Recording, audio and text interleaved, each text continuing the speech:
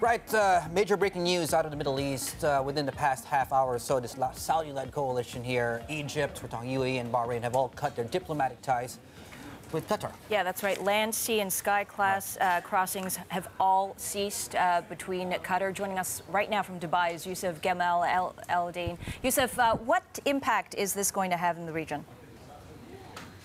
It's really unprecedented in recent times. It's a major step. Ultimately, if you look at the scale of integration between Qatar and its Gulf peers, they've always strived to create something like the European Union. So you're looking at significant relationships across the board, across asset classes. And again, the fact that you've got a heavyweight like Saudi Arabia cutting ties across sea and land and air, that's going to reverberate, not just in this part of the world, but around the world as well. And it's not just what's happening in terms of bilateral trade, it's also global cooperation on issues like terrorism. Now, some might say, well, where did all of this come from? It started a few weeks ago when President Donald Trump visited Riyadh, and you saw this inauguration of a global counter-terrorism operation and widespread campaign.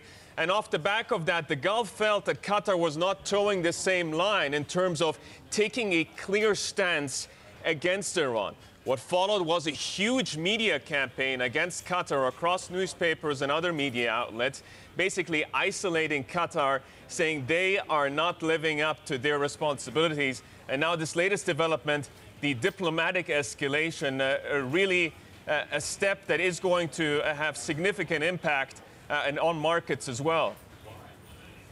Yeah, I guess, Yousef, on that note, I'm looking at my OPEC Go function here, and you look at, I guess, as a percentage of the overall production of OPEC. I mean, we're looking at, what, just about 2%? It's where my cursor is right there, from the country in terms of output. I'm wondering, would there be any sort of implication as far as compliance with this recent agreement to extend those cuts? There might be. Ultimately, if you can't cooperate, I mean, if you don't have diplomatic ties, it's going to be a lot more difficult to cooperate. I would not say significantly, though, to expect any moves there, because ultimately it's in Qatar's own interest to comply, to keep prices at a level they'll be able to guarantee revenues. Guys?